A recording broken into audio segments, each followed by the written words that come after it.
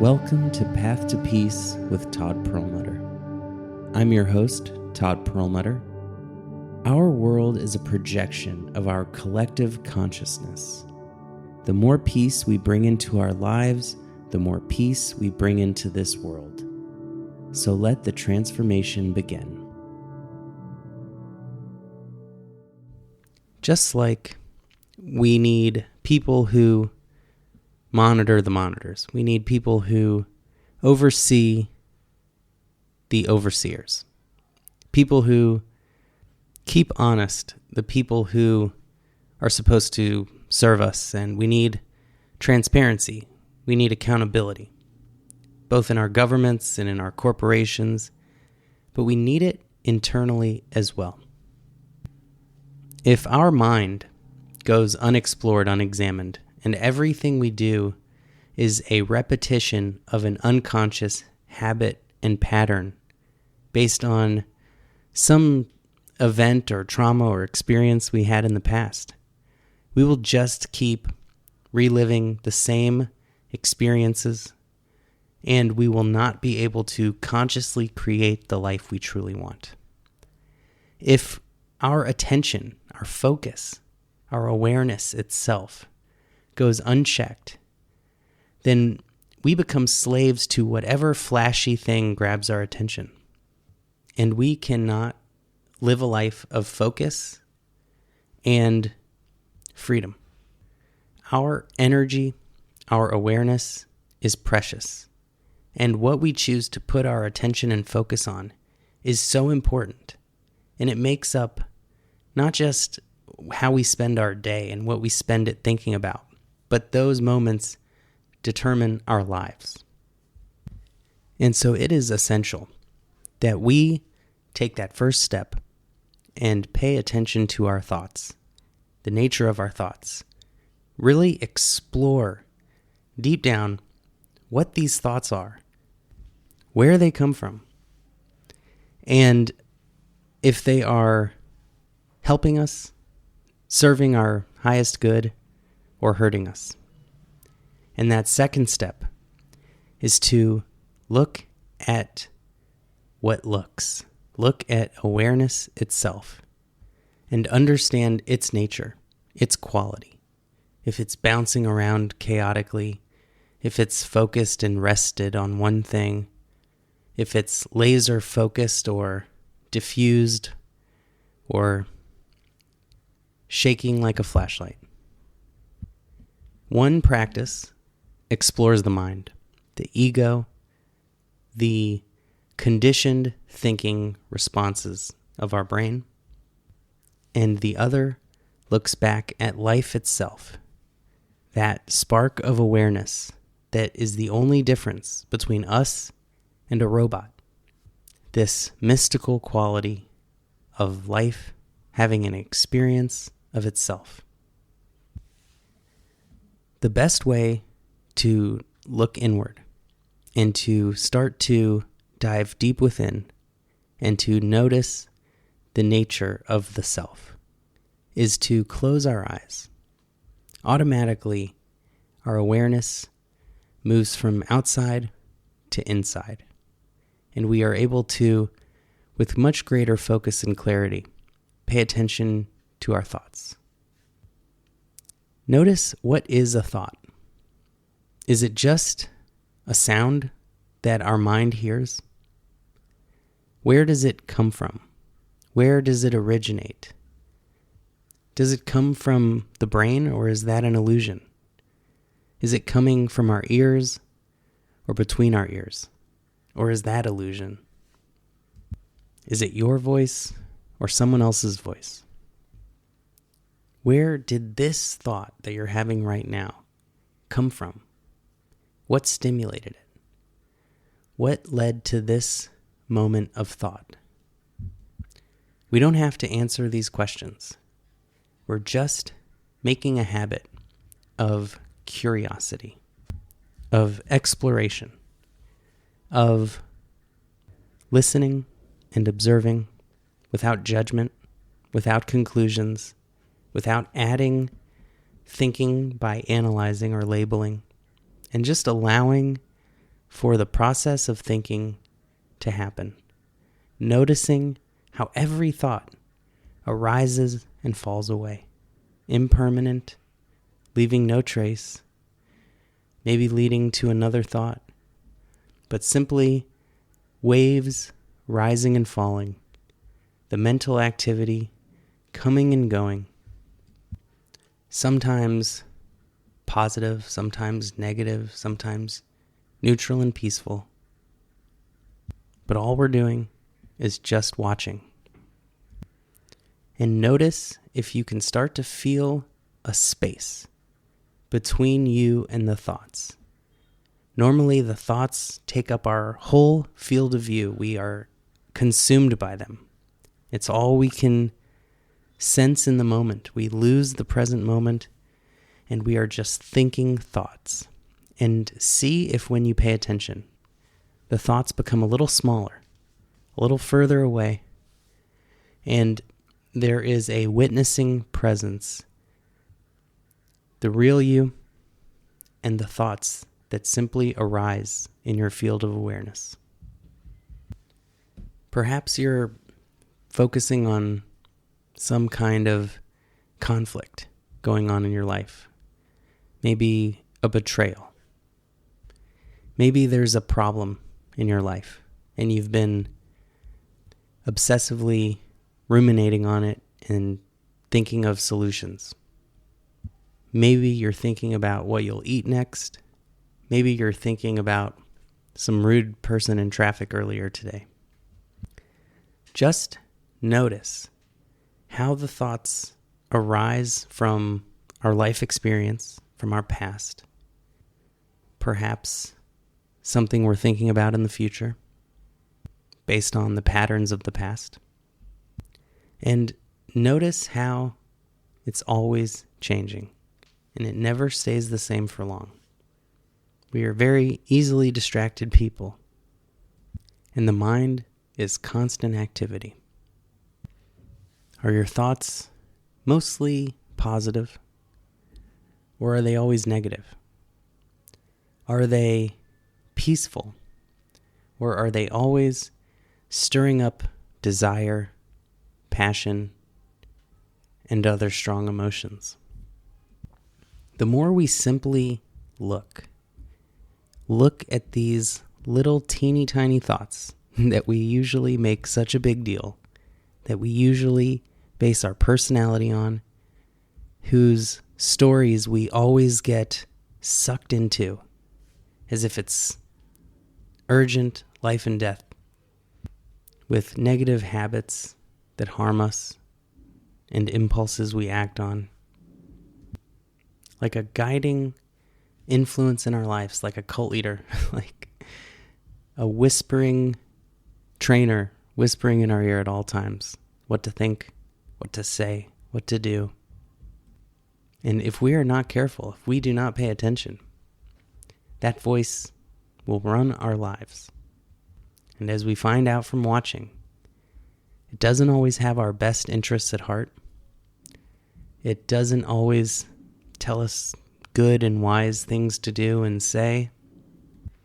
And it's not always peaceful, joyful, and positive like we would want it to be. So we listen to it, we hear it, but we don't obey it. We don't have to follow it. It's just a sensation that arises and passes away like the breeze blowing by. It can only control our lives if we don't pay attention, if we're unaware of the influence. It's like propaganda. If you know it's propaganda, it stops working. And the more we simply watch, the more it gets infused with consciousness. It becomes like a child when it's being watched on its best behavior.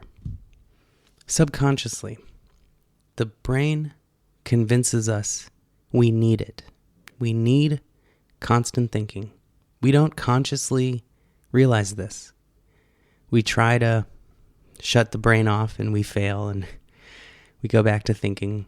But the reason we go back to thinking is because subconsciously we feel like we're wasting time if we're not productive.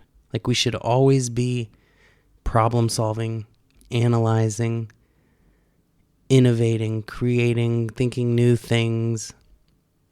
We think we'd be fools if the brain stopped thinking all the time. And we think we would be lonely. We think we need the distraction, the entertainment, the constant noise. Like some people just find comfort having the radio or TV on in the background. We feel like we need it, like it soothes us. But we are grown-ups. We don't need a pacifier. We don't need a voice in our head that sounds familiar, especially one that is just disturbing us, distracting us from peace, this present moment, and a greater understanding far beyond one thought, one word, one sound at a time.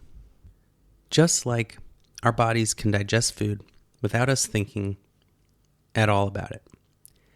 Just like our heart beats without thinking about it.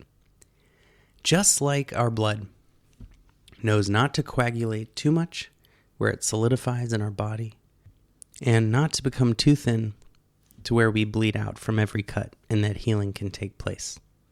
There is a vast wisdom within us as well that we can tap into, that is beyond thinking, that knows exactly what to do in every moment, that knows exactly what life is about, how to live, how to survive, how to thrive. And it is the thinking that gets in the way of it, that confuses us, and ultimately prevents us from being at peace. Just like the hands on a clock measure the time through their movement, the movement of our mind keeps us locked in time instead of experiencing this eternal, blissful moment.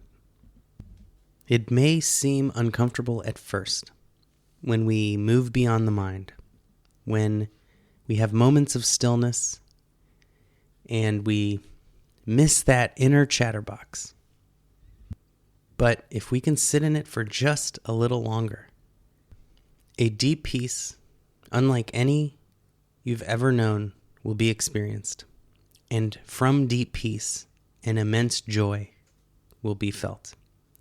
And we will start to analyze it, and we will try to grab onto it and create all this stress and pressure to get more of it and desire that disturbs our peace, and we'll be sucked out of it.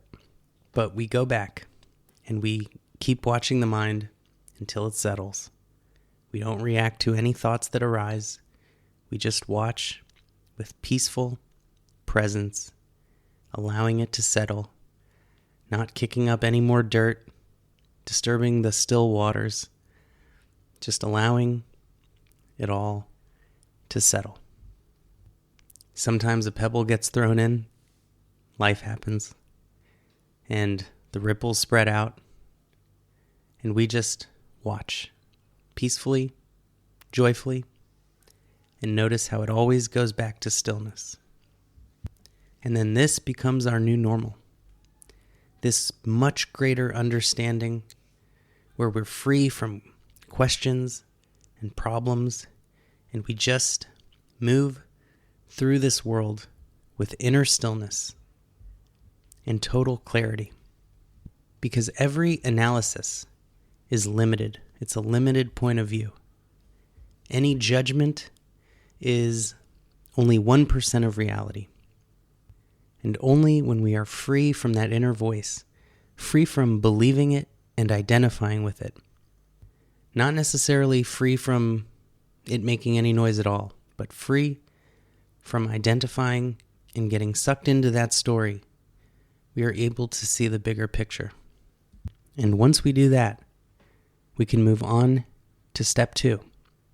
And we can do this anytime. We can do both at the same time. But we start to turn the camera back on itself. We start to feel, what is this essence peering out through these eyes and ears and the nerve endings on this body?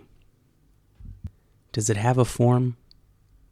Is it located anywhere particularly in the body? If I sense my toe with 100% focus, do I not also have consciousness in my toe? Or is it located somewhere else? Does it have a form at all? Does it have a boundary? Does it have a shape? Does it focus on the size of a pin, a dime, a softball, or broader than that? Is it like a lampshade or a laser? Can it stay still, resting on one area or one idea or one vision or one point in front of me with my eyes for longer than a few seconds? Or is it jumping around? Is it chaotic? Can it rest? Can it rest on the breath? Can it rest on the tip of the nose? Can I move it consciously with intention, or does it wander aimlessly? And what happens if we practice resting it on a single point for an extended period of time? How long can we do it? And the more we practice, does that time grow and grow? And what happens to our thoughts when the awareness rests in full, single-pointed concentration? If it's still talking, then we don't have our full attention on a single point. But when the mind quiets, because our focus is strong, then we are no longer repressing thoughts, distracting ourselves from thoughts. We're simply guiding the mind and beginning to learn how to master it, how to tame that wild beast, that bull in a china shop, going from servant to master. And only when we take control of our mind and focus can we take control of our lives. Can we design and create the life of our dreams? And can we have the peace and permanent, lasting joy to appreciate it? So often, our mind wanders to a dark place, a conflict, a trauma, a betrayal, and we relive the worst moments over and over and over again because we do not have control over our mind. We do not have the ability to witness and release the past, and so it continues to have a tight grip on us. But the more that we watch those thoughts, those memories, those triggers, and we don't react to them, we don't stir up the dust in the lake any more than it has to be, it can start to settle. It can start to evaporate. It's not the meditation that's difficult. It's not sitting with ourselves. It is what is inside of us that is so difficult, so challenging, so disruptive and disturbing to our inner peace that make it hard to sit without distraction. A lot of people think meditation, spirituality are just not for me.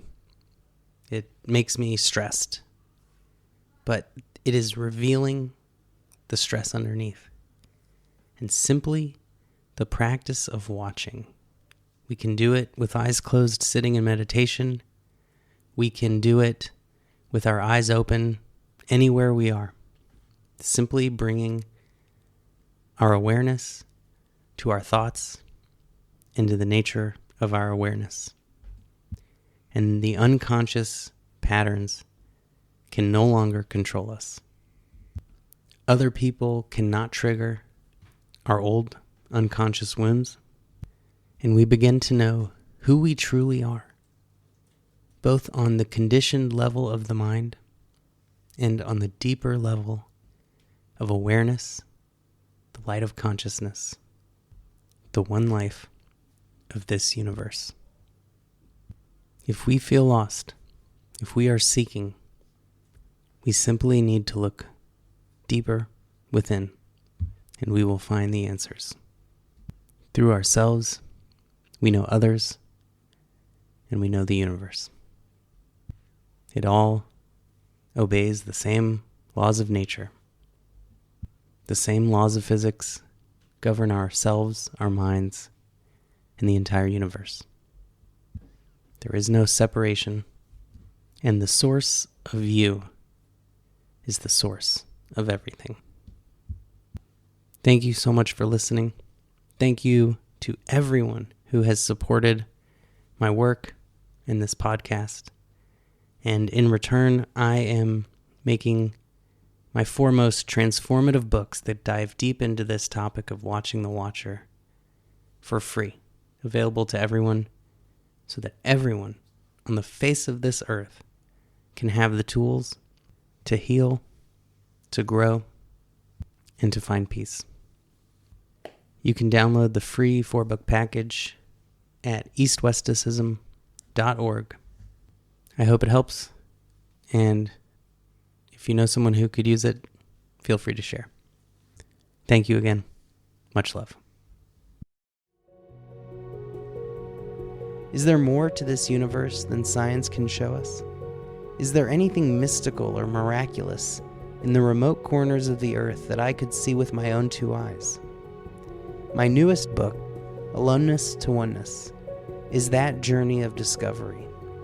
From the rebellious kid who rejected it all, to the adult searching for something deeper, to the person I am today. It is all of the stories, wisdom, lessons, insights, and inspirations I gained on this adventure. If you've ever questioned, doubted, or wondered about the meaning of it all, this book is for you.